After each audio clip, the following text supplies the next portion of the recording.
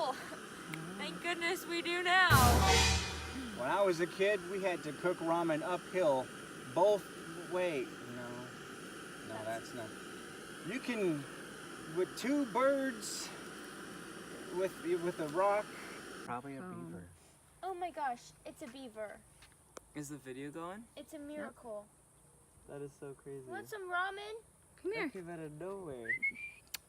Friend, you want some food?